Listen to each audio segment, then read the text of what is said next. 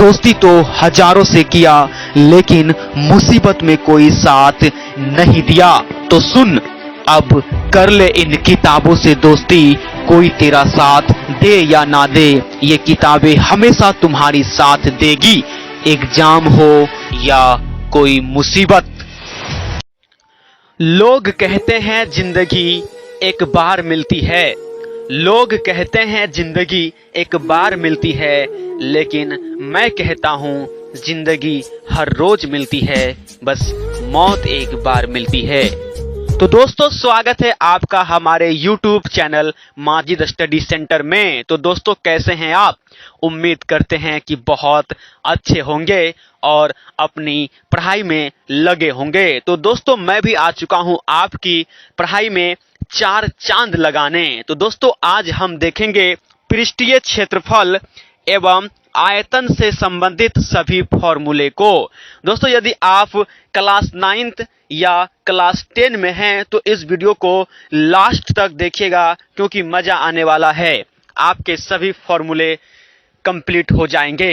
दोस्तों, यदि आप क्लास 9th और 10 के स्टूडेंट नहीं हैं, यदि आप कॉम्पिटिटिव एग्जाम की तैयारी कर रहे हैं, तो आप भी इस वीडियो को देख सकते हैं, क्योंकि आपके एग्जाम में भी यहां से क्वेश्चन बन जाते हैं। तो दोस्तों, चलिए शुरुआत करते हैं आज की क्लास को।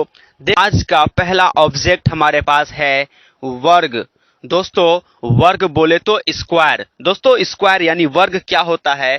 तो चार भुजाओं से घिरी वैसी आकृति जिसकी चारों भुजाएं आपस में बराबर हो और प्रत्येक कोण 90 डिग्री का हो, तो उसे वर्ग कहते हैं। दोस्तों, देखते हैं वर्ग से क्या क्या फॉर्मूले बन सकते हैं आपके एग्जाम में। तो दोस्तों, पहला सवाल है कि वर्ग का क्षेत्रफल क्या होता है? तो दोस्तों, वर्ग का क्षेत्रफल होता है भुजा स्क्वायर यानी ए का स्क्वायर। दोस्तों, दूसरा क्वेश्चन यहां से बन सकता है कि वर्ग का परिमाप क्या होता है? दोस्तों, वर्ग का परिमाप होता है 4 गुना भुजा यानी 4a। दोस्तों, और यहां से क्वेश्चन बन सकता है कि वर्ग का विकर्ण बराबर क्या होता है? दोस्तों, आपको बताना है कि वर्ग का विकर्ण बराबर क्या होता है। तो वर्ग का विकर्ण बराबर होता है भुजा √2, बोले तो a√2।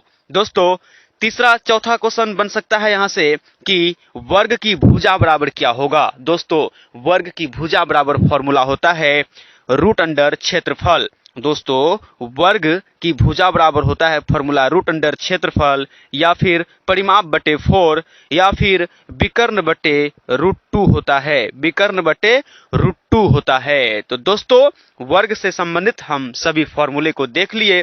अब देखते हैं आयत से संबंधित सभी फॉर्मूले को। दोस्तों, अब हमारे पास आ चुका है आयत। आयत बोले तो रेक्टेंगल। दोस्तों, रेक्टेंगल यानी आयत क्या होता है? तो चार भुजाओं से घिरी वैसी आकृति जिसके सिर्फ आमने सामने की भुजा बराबर हो और प्रत्येक कोण 90 डिग्री का हो, तो उसे आयत कहा जाता है। दोस्तों, आयत की जो आमने सामने की भुजा होती है, सिर्फ वो बराबर होती है। दोस्तों, देखते हैं आयत से बनने वाले फॉर्मूले को। दोस्तों, पहला फॉर्मूला बनता है कि आयत का क्षेत्रफल बराबर क्या होता है? तो दोस्तों, आयत का क्षेत्रफल बराबर होता है लंबाई गुना चौड़ाई। दोस्तों, लंबाई को L से सूचित करते हैं, चौड़ाई को B से सूचित करते हैं। दोस्तों, दूसरा क्वेश्चन यहां से बनता है कि आयत का परिमाप बराबर फॉर्मूला क्या होता है? तो दोस्तों, आयत का परिमाप बराबर होता है 2 into L plus B, 2 into L plus B यानी 2 इंटू लंबाई प्लस चौड़ाई। दोस्तों, यहां से तीसरा क्वेश्चन बनता है आयत का विकर्ण बराबर फॉर्मूला क्या होता है? दोस्तों, आयत का विकर्ण बराबर फॉर्मूला होता है √अंडर L का स्क्वायर प्लस B का स्क्वायर यानी लंबाई का स्क्वायर प्लस चौड़ाई का स्क्वायर। दोस्तों, यहां से चौथा क्वेश्चन बनता है आयत की लंबाई बराबर क्या होता है?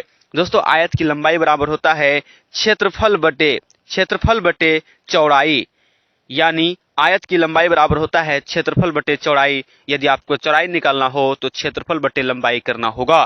दोस्तों, चलिए अब देखते हैं नेक्स्ट ऑब्जेक्ट को। दोस्तों, नेक्स्ट ऑब्जेक्ट हमारे पास है वृत्त। वृत्त बोले तो सर्कल। दोस्तों, ये सर्कल क्या होता है?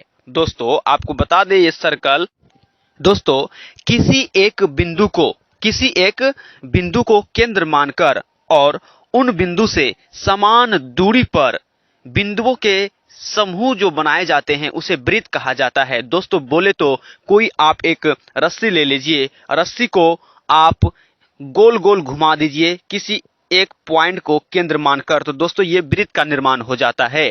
दोस्तों वृत्त में त्रिज्या और व्यास होता है, और आपको बता दे कि जो व्यास होता है त्रिज्या का 2 गुना होता है और त्रिज्या व्यास का आधा होता है।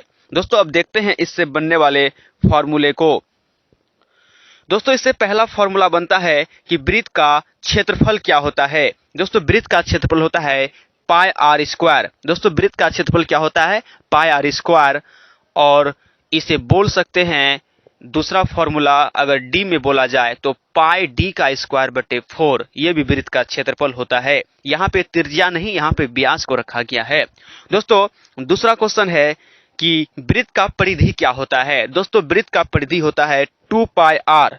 वृत्त का परिधि होता है 2 पाई आर, या हम लोग बोल सकते हैं पाई डी, क्योंकि आपको पता है कि जो व्यास होता है त्रिज्या का 2 गुना होता है।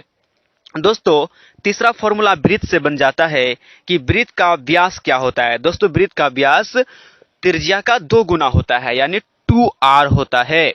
दोस्तों चौथा क्वेश्चन यहां से बनता है कि वृत्त की त्रिज्या बराबर क्या होता है। तो दोस्तों वृत्त की त्रिज्या बराबर क्या होता है? व्यास बटे 2। व्यास बटे 2 त्रिज्या होता है। दोस्तों यहीं से अर्धवृत्त से संबंधित भी फॉर्मूले बन जाते हैं, जैसे कि हम आपको यहीं पे बता दें। अर्धवृत्त का क्षेत्रफल होता है, जो वृत्त का क्षेत्रफल है पाई आर स्क्वायर, वृत्त का क्षेत्रफल पाई आर स्क्वायर, उसमें 2 से भाग दे देंगे तो अर्धवृत्त का क्षेत्रफल बन जाता है। दोस्तों अर्धवृत्त की परिधि क्या होता है? दोस्तों यहाँ पे आप थोड़ा सा कंफ्यूज हो जाएंगे।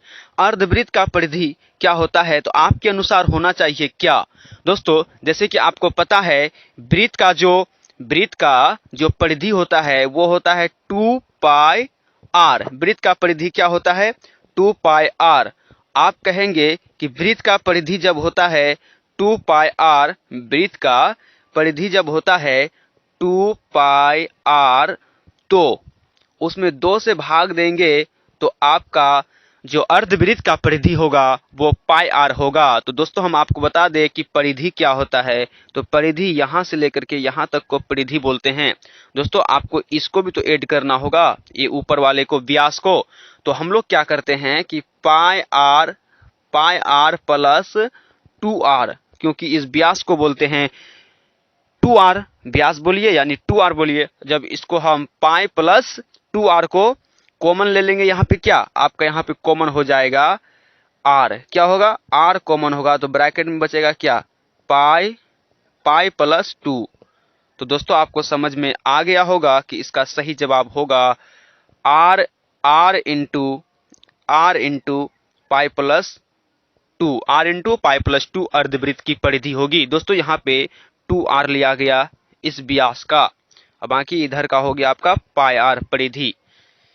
तो दोस्तों आपको समझ में आ गया होगा। दोस्तों ज्यादा डिटेल में हम नहीं बता पा रहे हैं क्योंकि बहुत सारे फॉर्मूले हैं इसमें ऐड किए हुए जो आपको अभी बताना है। दोस्तों अगर हम समझाने लगेंगे थोड़ा टाइम लगेगा, तो दोस्तों इसीलिए हम फॉर्मूले पे बातचीत करते हैं डायरेक्ट।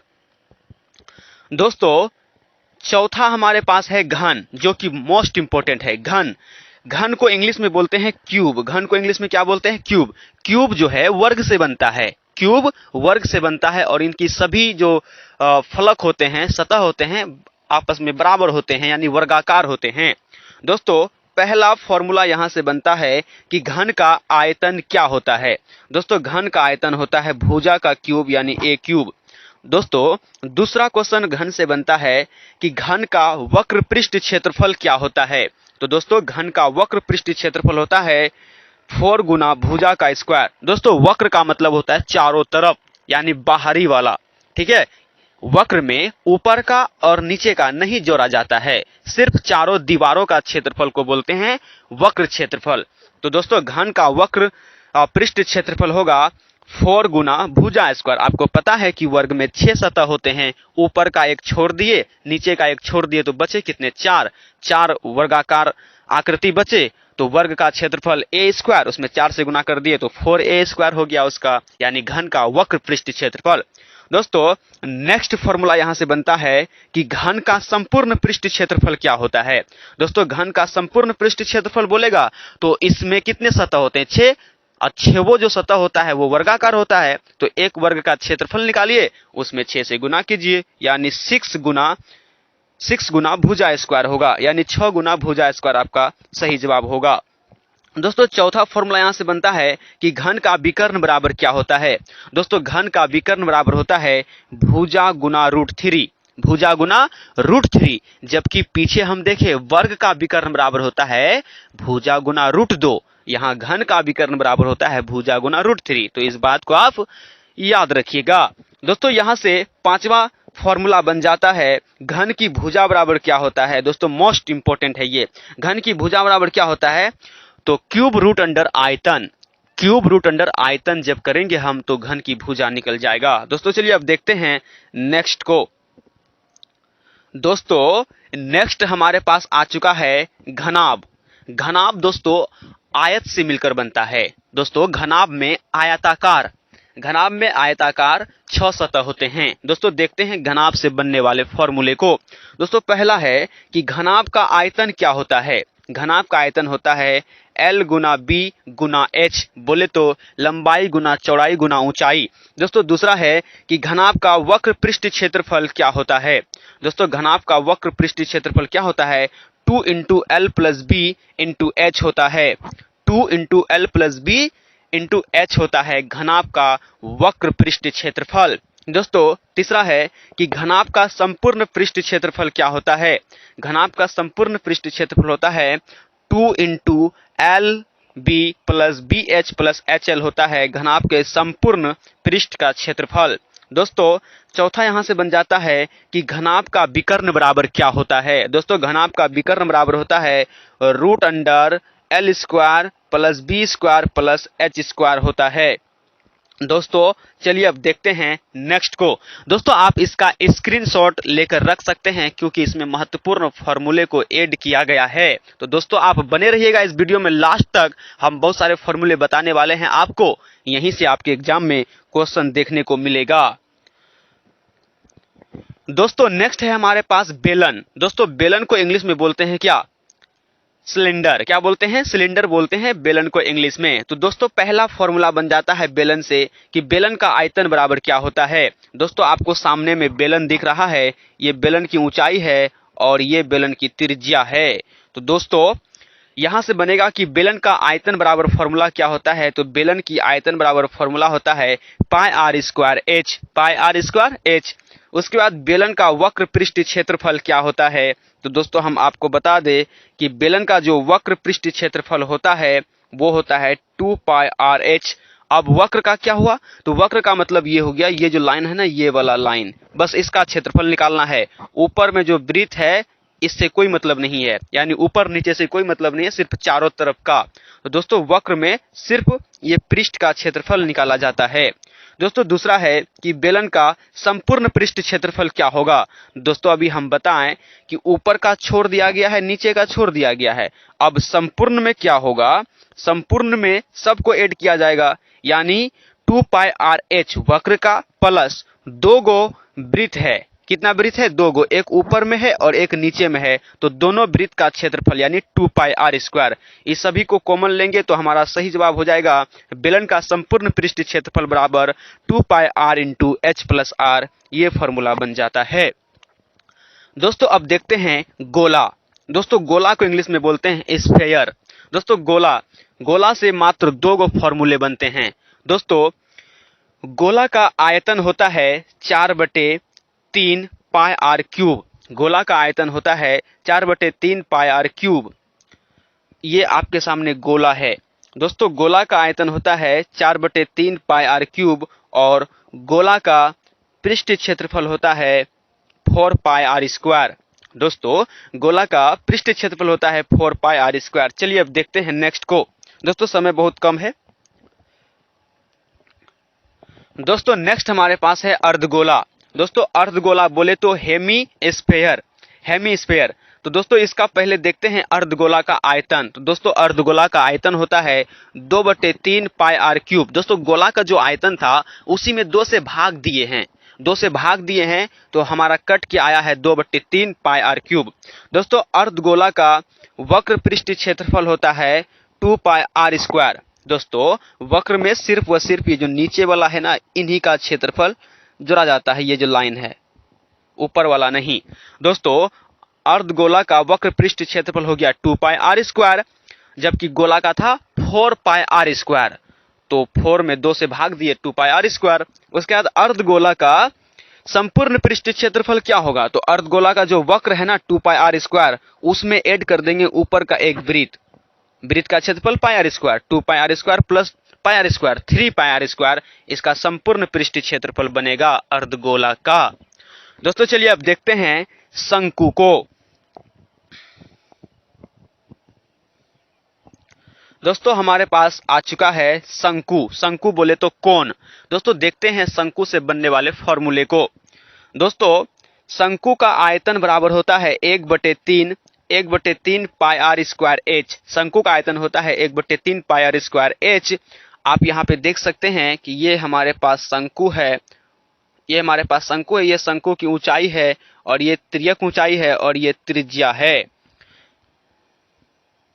दोस्तों सबसे पहला फॉर्मूला बन रहा है कि शंकु का आयतन क्या है, तो 1/3 पाई आर स्क्वायर एच। और दूसरा फॉर्मूला बन रहा है शंकु का वक्र पृष्ठ क्षेत्रफल क्या होगा। तो दोस्तों शंकु का वक्र पृष्ठ क्षेत्रफल बोले तो सिर्फ व सिर्फ ये लाइन। दोस्तों वक्र पृष्ठ क्षेत्रफल होता है पाई आर एल।